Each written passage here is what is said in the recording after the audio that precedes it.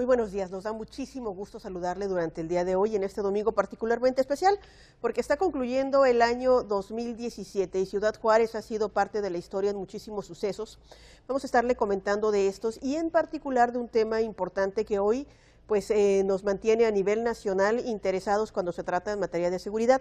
Y bueno, me da mucho gusto saludarle a usted, me da mucho gusto saludarle a mi compañero con quien concluyo el año, un hombre muy experimentado, Paco Ortiz Bello. Un gusto saludarte, Paco. ¿Cómo estás en este domingo? Al contrario, Gaby, gracias, buenos días. Efectivamente, se nos termina el 2007 y contrario a lo que pudiera parecer, el efecto de las campañas electorales para el 2018, cerramos con esta noticia que ha acaparado los titulares de todos los medios en el país. Exactamente, y muchos quizás ustedes han escuchado sobre la ley de seguridad, ¿cómo se llama? Seguridad interior. Se le llama ley de seguridad interior, que implica que haya una estrategia distinta para tratar de suprimir o de vigilar o de mantener los números que van muy de la mano en la violencia con cosas que no son nada gratas. Esto significa que los militares tienen poderes que antes no lo habían tenido. Y bueno, pues vamos a comentar, porque de entrada fue muy controversial la manera en la que entró, en la que se aprobó, en la que el Congreso dijo que sí, Paco.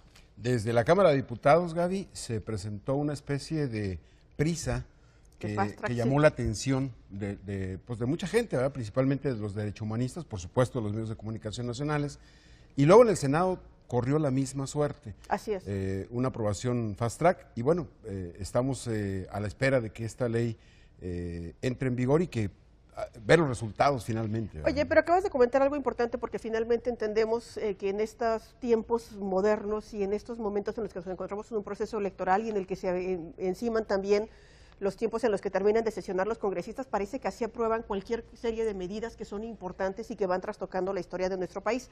De hecho, tenemos este material, ¿no?, de quién vota a favor, porque sí hubo quienes se opusieron justamente a esta ley que ya estaría entrando en vigor.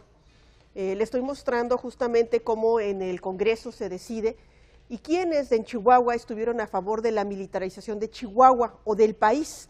A favor votaron, y aquí estamos viendo en las imágenes, por el PRI, a Patricio Martínez García, senador, a Lilia Merodio Reza, y también estamos observando del Partido Acción Nacional, hubo votaciones. A favor también estamos observando por aquí más nombres. Así es, estamos observando el nombre de Alex Levarón, estamos hablando de la Cámara de Diputados. Alejandro Domínguez, ellos priistas, por supuesto, Adriana Terrazas Porras, Fernando Uriarte Zazueta, Brenda Borunda Espinosa, Juan Antonio Menéndez Ortega y Georgina Zapata Lucero del PRI. María Vilacerna, también del Verde Ecologista, básicamente el mismo bloque que están en alianza fueron los que votaron a favor. En contra, sí hubo votaciones en contra, fueron mínimas, y cuando son mínimas, obviamente estas no pesan, básicamente entra así la ley.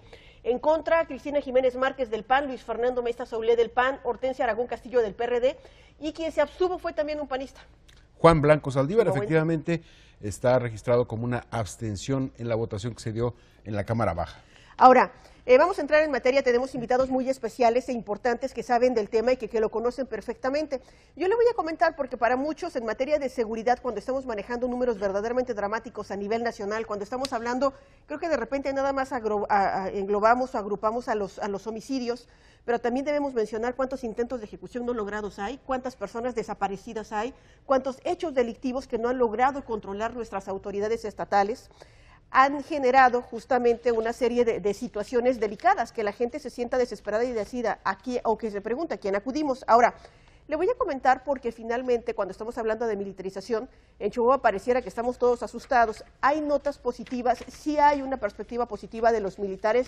Si mal no recuerdo, incluso tú puedes recordar, Paco, de cuando en algún momento en la calificación se hablaba que ellos estaban bien considerados por la ciudadanía. De hecho, permanece ese criterio a través de la encuesta nacional de credibilidad en las instituciones que se hace cada año.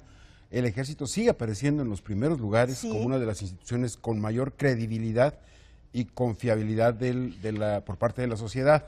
Sin embargo, bueno, ahí está la polémica generada, porque en Juárez, particularmente en Juárez, tenemos la experiencia de que cuando llegó el Ejército, pues se incrementaron otros delitos de tipo de represión, ¿verdad? Quien está muy al tanto es esta organización de derechos humanos. Si te parece, vamos a escuchar a este padre que ha defendido casos importantes y que daba su opinión cuando se estaba hablando de esta ley. Esto mencionó de manera muy reciente con esta ley de seguridad interior. Pienso que si escucháramos a todas las víctimas a nivel nacional, no habría una víctima que esté de acuerdo con que el ejército siga en las calles.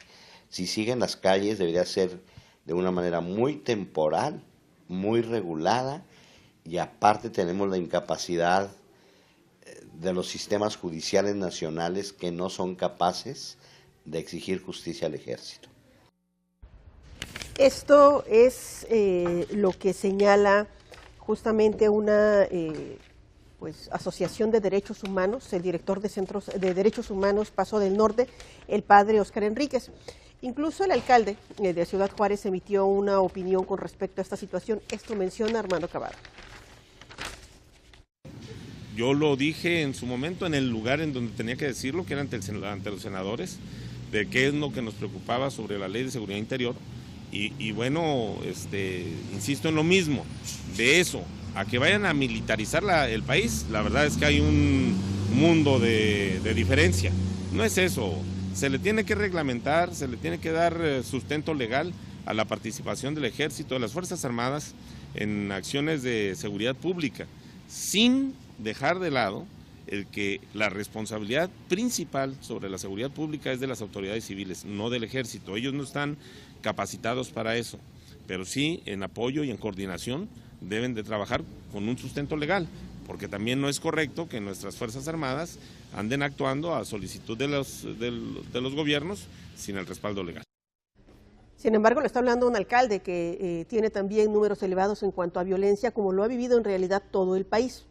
Pero justamente tenemos invitados especiales y conocen perfectamente del tema. Me parece que esta es una mesa muy completa y tú justamente, Francisco Paco Ortiz Bello, nos comentas.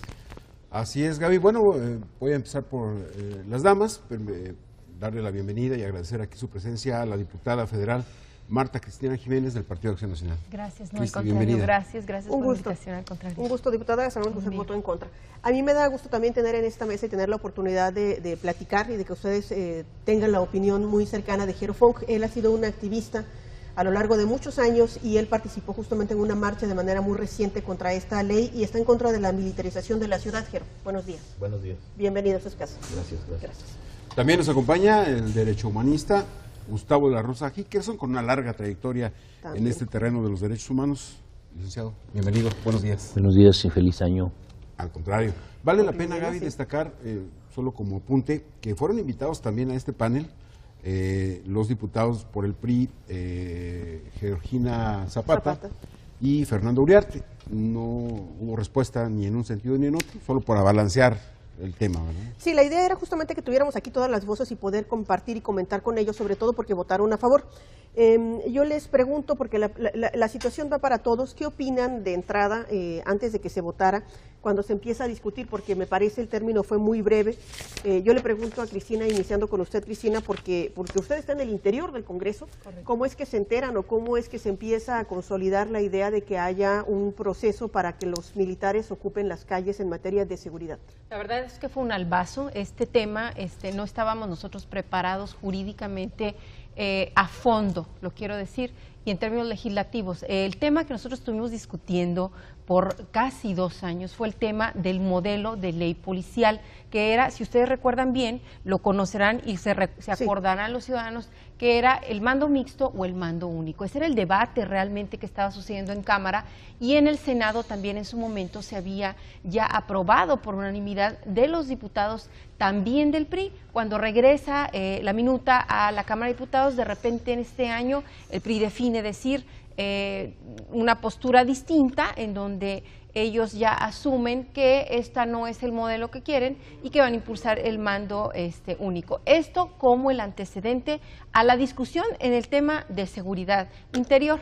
Cuando en este proceso legislativo, este periodo ordinario, nos sucede, de repente, pues se vota en comisión ya a fines de la temporada y a fin de las sesiones y el proceso propio ordinario, pues al día siguiente nos anuncian con mucha rapidez que vamos hacia la aprobación o desaprobación del tema de Ley de Seguridad Interior. Entonces, esto nos toma por sorpresa porque efectivamente, como tú puedes entender, no había la posibilidad de revisar a fondo, pero además de discutirlo y además de poder tener una posibilidad de hacerle modificaciones adecuadas, ¿no? Había una urgencia de parte del gobierno federal priista en aprobar este modelo con mucha agilidad y antes de que este periodo ordinario terminara. Así pasó. Así es. Cristi, ¿hay alguna o hubo alguna instrucción por parte de Acción Nacional de ir en bloque en contra de la ley o la aprobación? Bueno, el grupo parlamentario del PAN, en todas las discusiones que tuvo de comisión particularmente, fueron discusiones en donde nuestra postura siempre fue en contra. Básicamente, de nuevo, el problema esencial que veíamos es la falta de una ley integral, una modificación real a el sistema que tenemos de combate a la inseguridad propiamente, ¿no? Esta condición era la que nos llevaba a sistemáticamente insistir en que teníamos que buscar alternativas diferentes y no sujetarnos exclusivamente a un modelo como este que se nos presentó y que además se hizo con mucha rapidez. Entonces, pues básicamente a la hora de las votaciones, bueno, hubo una serie de opiniones de diferentes liderazgos, también algunos gobernadores que impulsaban que esta ley se aprobara, otros gobernadores en contra del mismo tema, tomando en consideración su ejercicio ejecutivo con respecto a este tema del combate, ¿no? En el caso de Chihuahua, bueno, pues nosotros teníamos y manteníamos una postura en contra. Su servidora, bueno, siempre fue muy verbal y pública en decir que este no era el modelo adecuado y pues así tuvimos que transitar en el proceso de votación. Estamos ya concluyendo el año, ya de hecho lo comentábamos al inicio, el Congreso, la Cámara de Senadores también lo aprobó. Tenemos que comentar que si este programa no está en el tiempo en el que sale al aire por cuestiones de administración de los espacios, porque pudo haber pasado mucho en la última semana, de hecho que alguien impugnara o que alguien se opusiera, que es lo que se está esperando, porque entonces ya hasta donde entiendo el Ejecutivo lo puede aprobar y si no pasa nada, entran los militares a tomar las calles de la localidad. ¿De qué manera? Yo todavía no sé. Me gustaría si ustedes saben o entienden sobre esta situación. Estamos en Pido la Palabra, estamos hablando de la Ley de Seguridad Interior. ¿Sabe usted de qué se trata y sabe cómo puede impactar a su colonia, a su casa, a su familia? Regresemos en un momento más.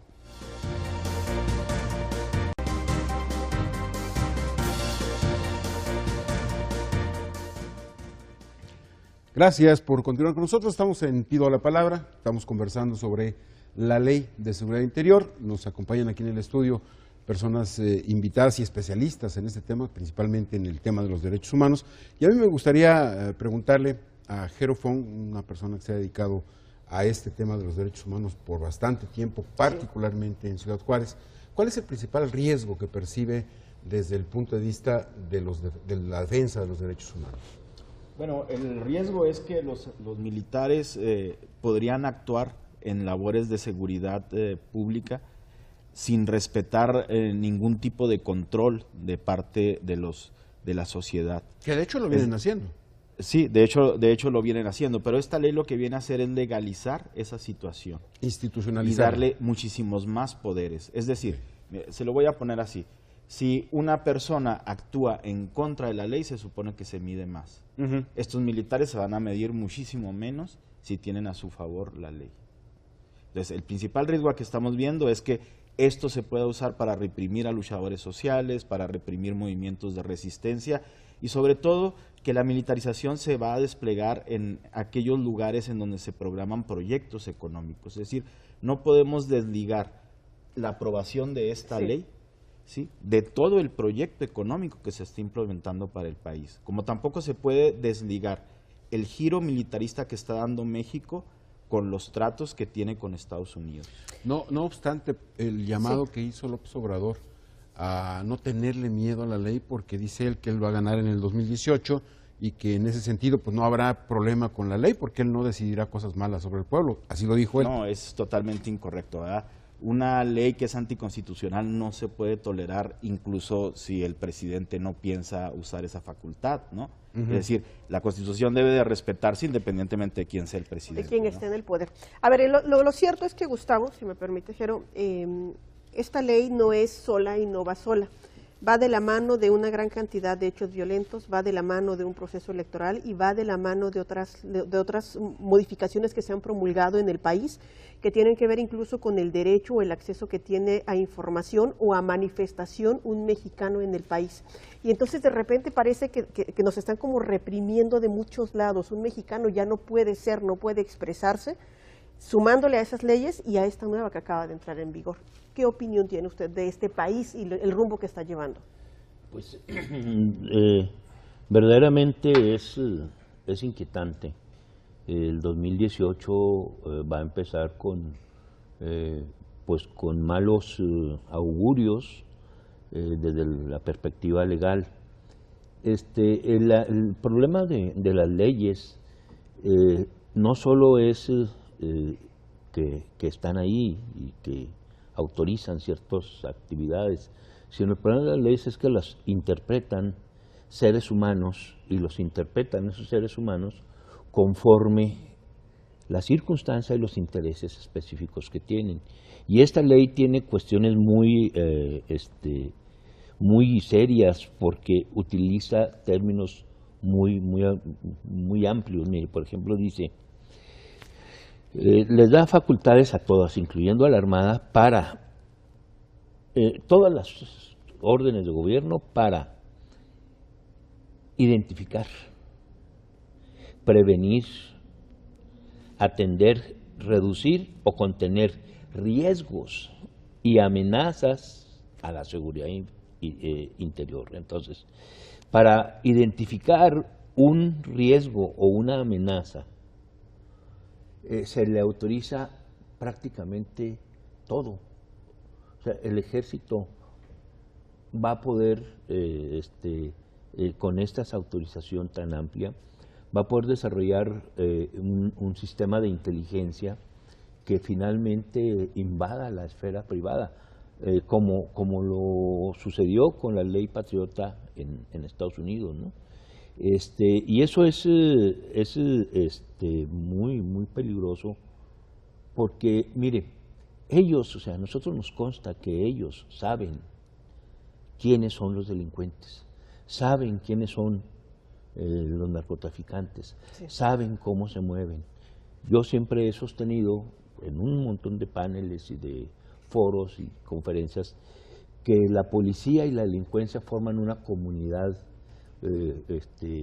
policíaco-delictiva y son como una red que se toca y se rebota por todos lados. Cuando llega un nuevo delincuente a la ciudad, inmediatamente se sabe. Lo saben. Entonces, ¿a quiénes son a los que van a identificar? O sea, a los delincuentes no tienen por qué identificarlos. A los delincuentes no hay problema, ellos lo saben. A los que van a identificar son a los adversarios del régimen. A los que van a identificar son a la gente de paz, que por alguna razón o por algún motivo o por algún conflicto pueda estar encontrado con la gente que tiene el poder, ¿no? Entonces, estas facultades tan amplias ni siquiera se le habían dado a la policía. De hecho, entiendo que están sobre la policía y están facultados, así lo entienden ustedes, para actuar. A ver, yo recuerdo algo, porque estamos hablando y de repente suena que estamos generando un miedo y no sé si sea innecesario. Las mayores detenciones que ha realizado el país en esta administración, ya no digo en la de Felipe Calderón, que fue en donde realmente salieron los militares con su permiso y con su venia, los ha realizado la Marina. Digo, el Chapo lo detuvo la Marina. Otras detenciones de grupos criminales no las han realizado autoridades estatales o municipales porque consideran que están coludidas y lo ha realizado la Marina. Estabas hablando, Paco Ortiz, sobre esta imagen que tienen los mexicanos. Me parece, ¿no será como que tenemos una percepción nada más juarense por la época del Todos Somos Juárez y todo este programa que se vivió en la época de violencia con Felipe Calderón, Jero? Pero mire, yo le quisiera comentar algo. Sí. Independientemente de que la Marina tenga más detenciones, este es el país de la impunidad. Es decir, el porcentaje de los delitos que quedan impunes es, creo que el 97%. Sí.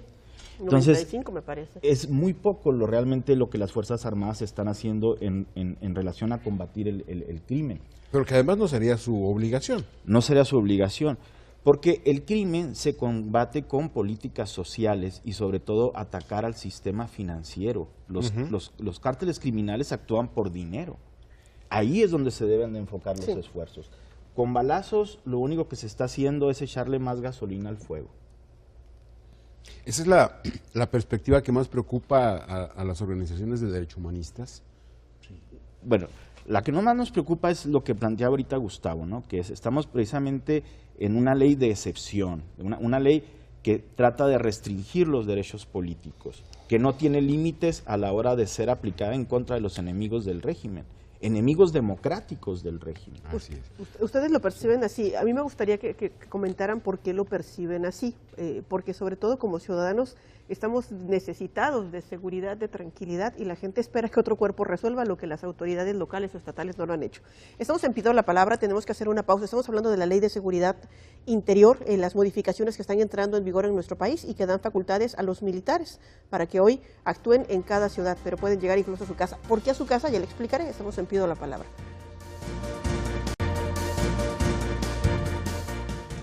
Estamos de regreso en Pido la Palabra. Estamos hablando de que los militares tienen nuevas facultades en nuestro país y pueden llegar a los hogares sin que haya una policía municipal o estatal de por medio. Simplemente si hay una sospecha y están en parte de la investigación, pueden llegar a los domicilios. No quiere decir que tengan que transgredir, creo que nos tenemos que defender y vigilar, pero ¿quién lo puede hacer? Ya le explicaré.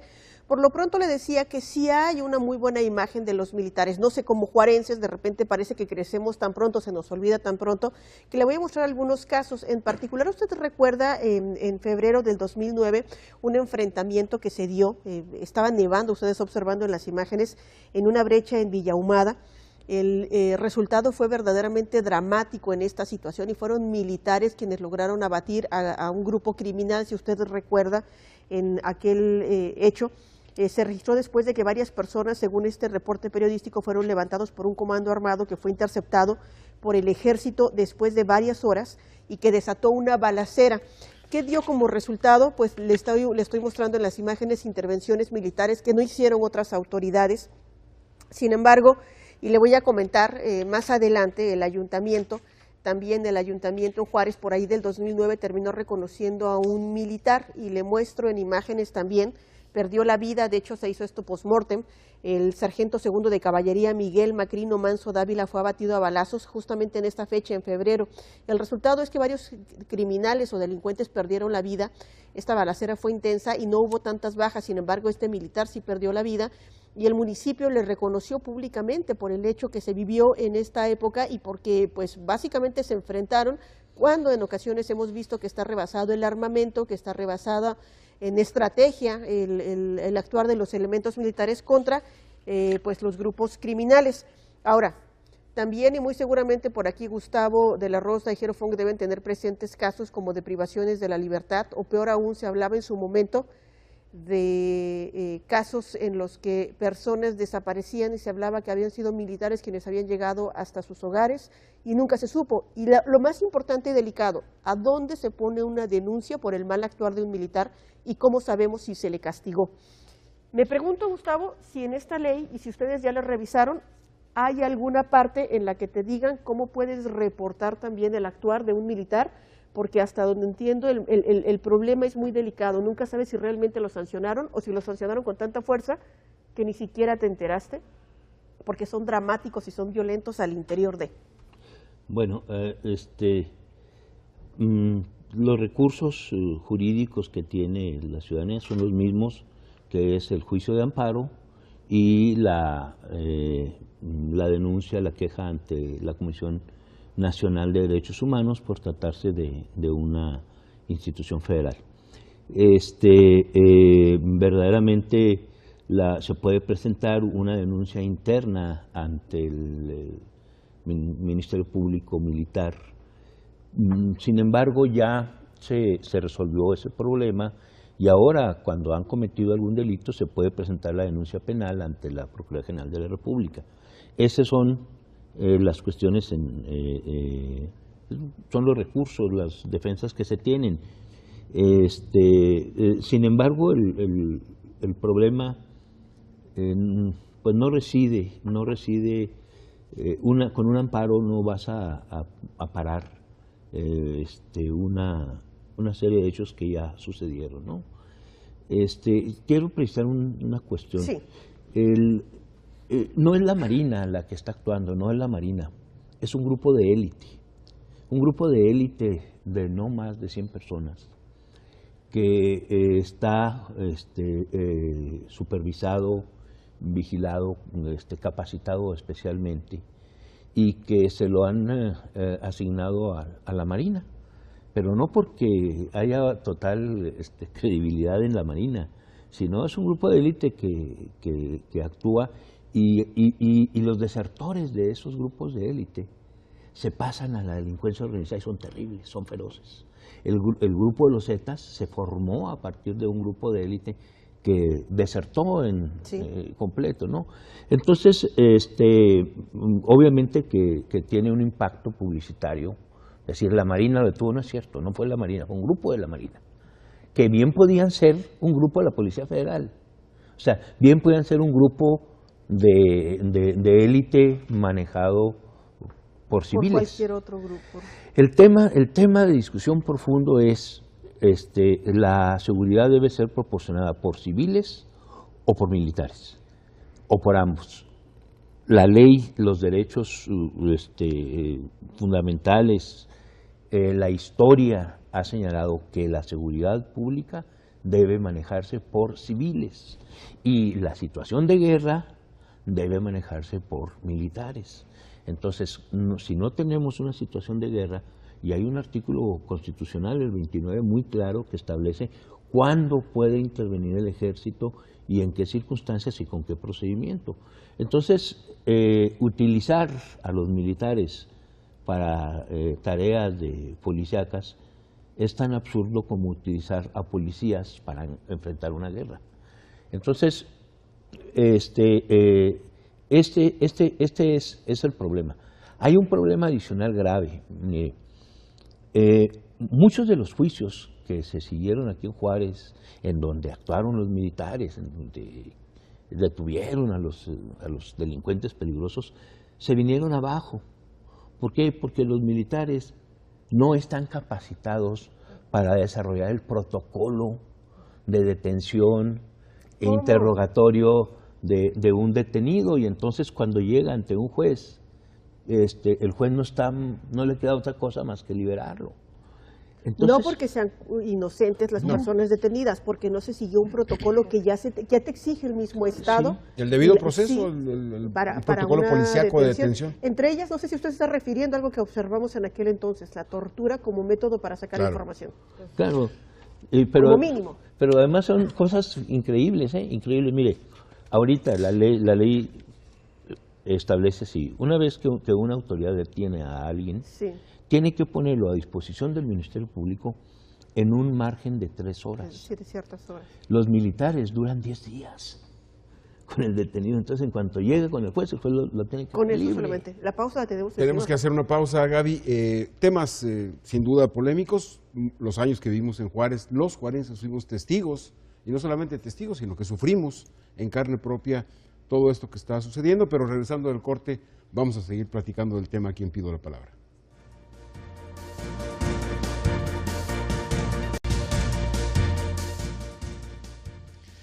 Estamos platicando en Pido la Palabra sobre este tema de la Ley de Seguridad Interior, y solo como un recordatorio, en septiembre de 2009 supimos de un caso, documentado periodísticamente por supuesto aquí en el Canal 44, de un hombre que fue encontrado en el desierto, severamente golpeado, y vamos a escuchar la nota para que usted se entere de este caso, y precisamente golpeado por elementos de la Secretaría de la Defensa Nacional.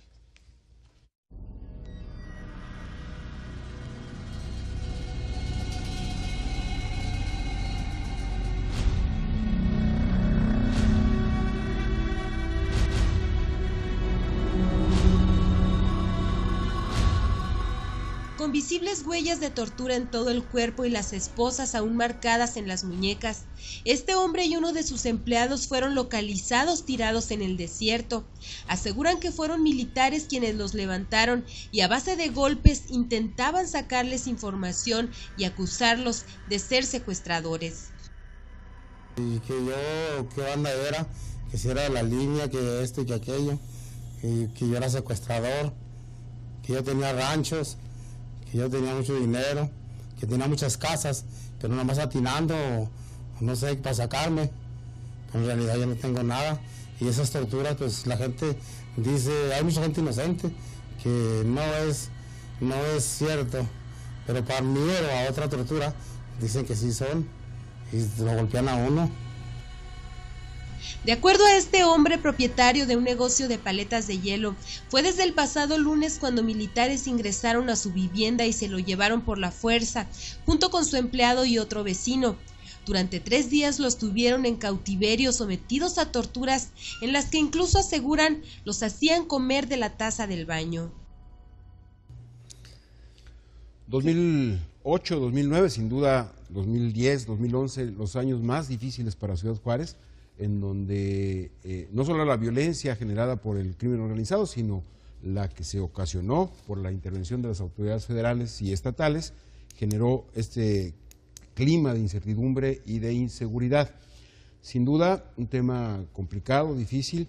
Decía hace un momento, decías, Gaby, sobre esta percepción que pudiera afectarnos como juarenses, como víctimas directos de esta violencia y de la intervención de las fuerzas federales, si no pudiera estar viciada nuestra opinión en ese sentido.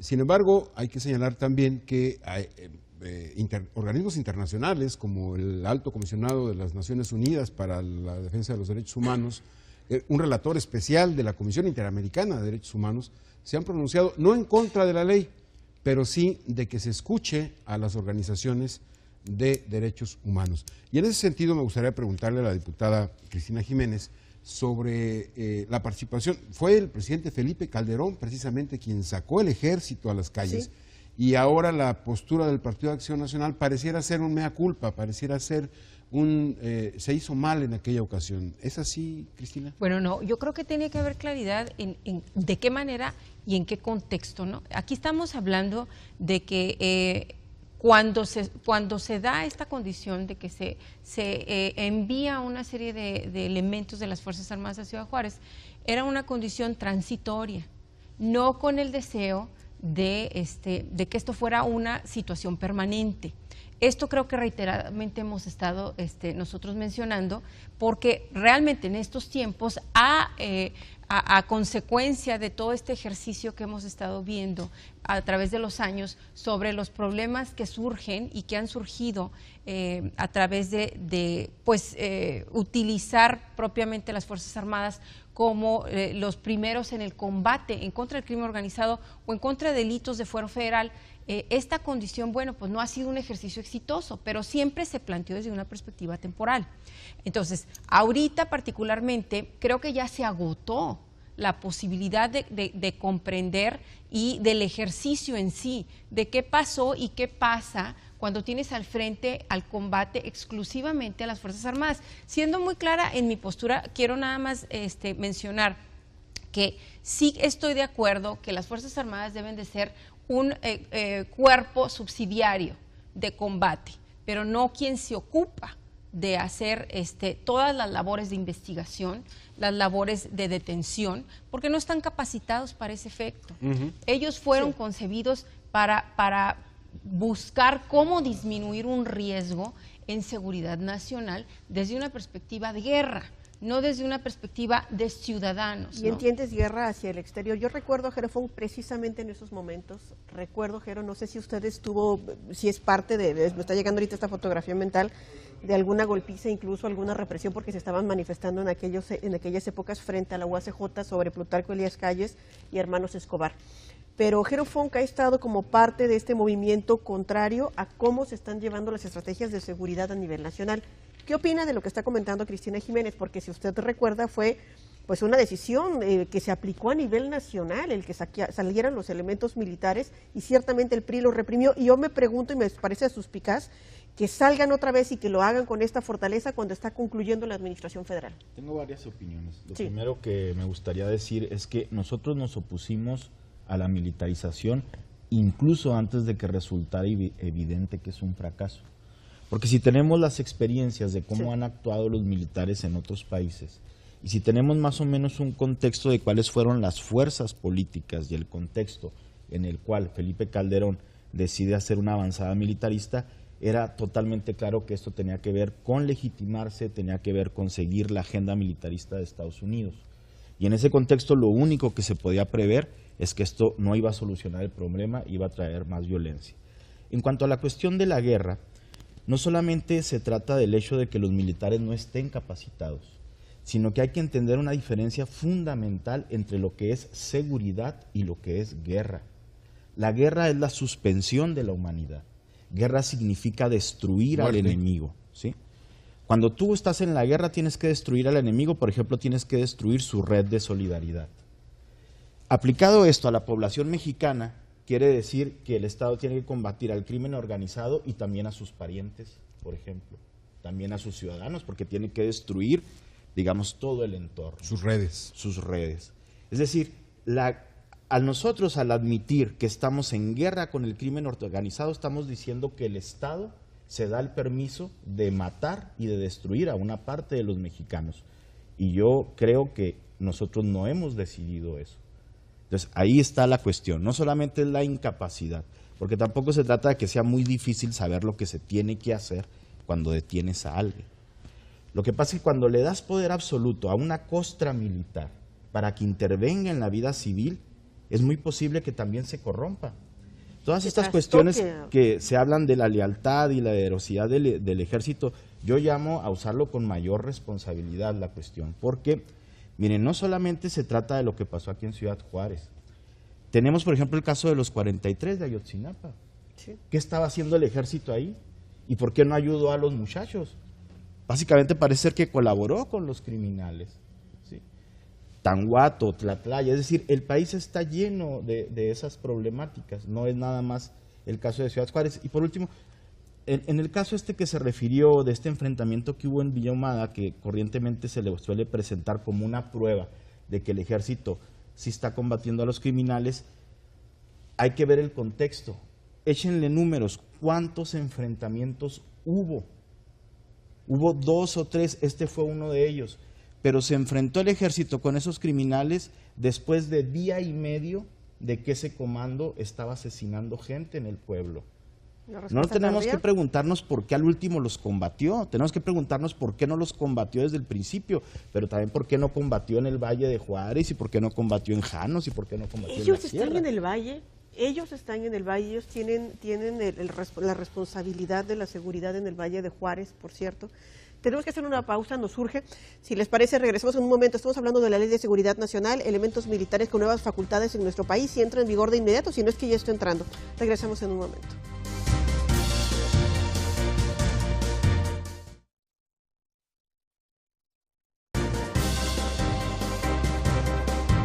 Estamos de regreso, estamos en Pido la Palabra, es un tema importante el de la Ley de Seguridad Nacional. Sin embargo, le pregunto a Cristina Jiménez. Cristina, ¿se discutió en la aprobación cómo se van a trabajar ahora presupuestos, cómo se va a trabajar capacitación, cómo se van a trabajar contactos con las autoridades estatales o municipales? ¿De qué se ha hablado en ese sentido? Porque ya entró en realidad en vigor.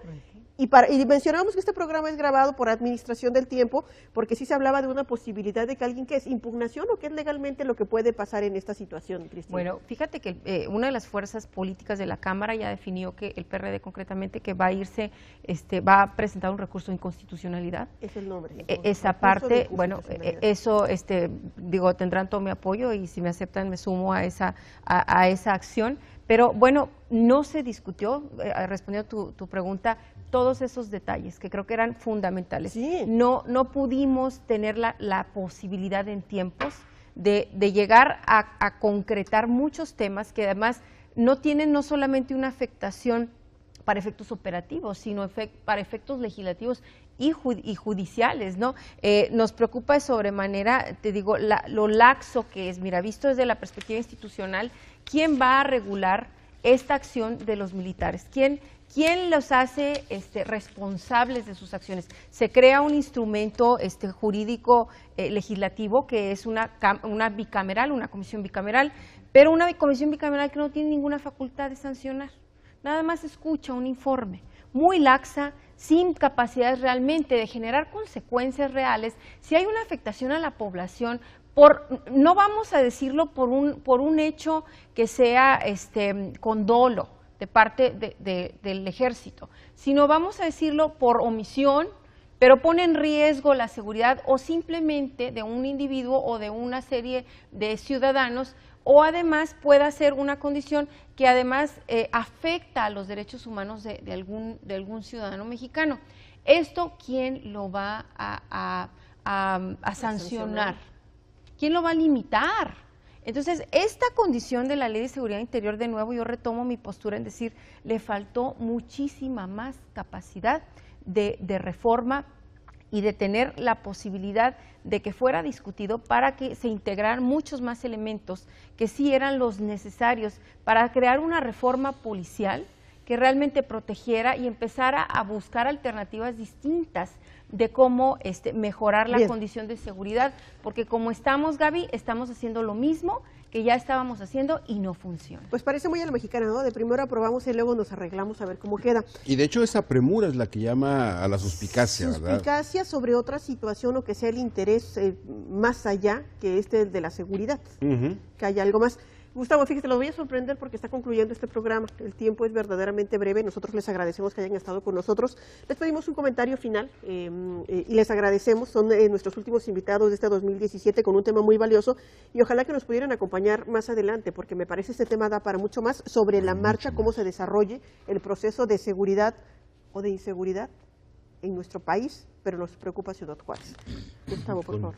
Con mucho gusto. Mira, lo que a mí más me preocupa es la perspectiva de cómo resolver el problema de la violencia en México.